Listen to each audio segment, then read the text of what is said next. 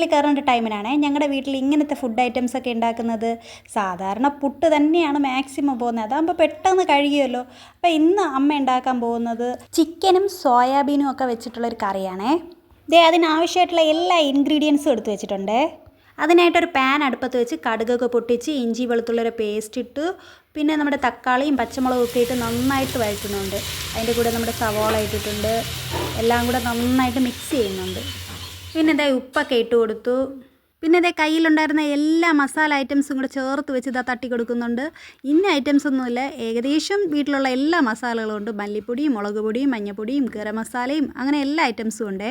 അമ്മ കിച്ചണിൽ കയറുന്ന ടൈമിന് ഞാൻ കിച്ചണിൻ്റെ ഭാഗത്തോട്ടേ പോകാറില്ലേ. വേറൊരു പാനിൽ സോയാബീൻ തിളപ്പിക്കുന്നുണ്ട്. നമ്മുടെ ചിക്കനൊക്കെ നന്നായിട്ട് കഴുകി ക്ലീൻ ചെയ്യുന്നുണ്ട്. അത് കഴിഞ്ഞതിന് ശേഷം സോയാബീനും വെള്ളം കളഞ്ഞ് മാറ്റി വയ്ക്കുന്നുണ്ട്. ഈ സമയത്ത് നമ്മുടെ മസാലയൊക്കെ നന്നായിട്ട് വഴണ്ടു വന്നിട്ടുണ്ട്. ഇനി ഇതിലോട്ട് നമുക്ക് ചിക്കൻ ഇട്ട് കൊടുക്കാം.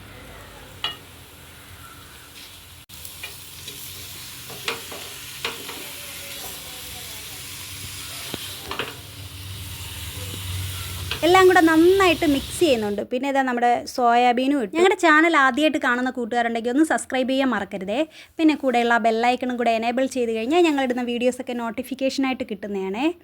ഞങ്ങളുടെ സോയാബീനും ചിക്കനും മസാലകളും എല്ലാം കൂടെ നന്നായിട്ട് യോജിപ്പിക്കുന്നുണ്ട്.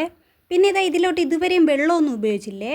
ഇനി വേണം കുറച്ച് വെള്ളം ഒഴിച്ചു കൊടുക്കാൻ. നമ്മുടെ മസാലകളൊക്കെ അരച്ച ജാറുണ്ടായിരുന്നേ, അതിൽ നിന്ന് കുറച്ച് വെള്ളമൊക്കെ കഴുകി നമ്മൾ അതിലോട്ട് ഒഴിച്ചു കൊടുക്കുന്നുണ്ട്.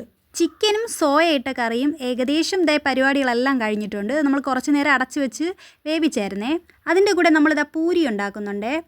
മാവ് നേരത്തെ കുഴച്ച് റെസ്റ്റ് ചെയ്യാൻ മാറ്റി വെച്ചിരുന്നേ. ഇനി ഓരോന്ന് വിധം അമ്മ നിരത്തി എടുക്കുന്നുണ്ട്. ഇനി ഇത് എണ്ണയിലോട്ട് ഇട്ട് കൊടുക്കുക. ഇന്നത്തെ ബ്രേക്ക്ഫാസ്റ്റായ പൂരിയും ചിക്കനും സോയാബീൻ ഇട്ട കറിയും ഇവിടെ ഏകദേശം പരിപാടികളൊക്കെ കഴിഞ്ഞിട്ടുണ്ട്. ഇനി കഴിച്ചാൽ മാത്രം മതിയാവുമേ. അമ്മ എല്ലാം ഏകദേശം നിരത്തി വെച്ചിട്ടുണ്ടായിരുന്നുകൊണ്ട് പെട്ടെന്ന് എല്ലാം ഉണ്ടാക്കി കഴിഞ്ഞിട്ടുണ്ട്. അങ്ങനെ ഞങ്ങളുടെ ബ്രേക്ക്ഫാസ്റ്റ് ഇവിടെ റെഡി ആയിട്ടുണ്ട്. അമ്മ സ്ഥിരമായിട്ട് അടുക്കളയിൽ കയറിയിരുന്നെങ്കിൽ ഇതുപോലെ നല്ല ടേസ്റ്റായിട്ടുള്ള ഫുഡുകളൊക്കെ എന്നും കഴിക്കായിരുന്നു. വീഡിയോ ഇഷ്ടമായാലും സപ്പോർട്ട് ചെയ്യാൻ മറക്കരുതേ. അപ്പോൾ അടുത്ത വീഡിയോയിൽ കാണാം. ബൈ.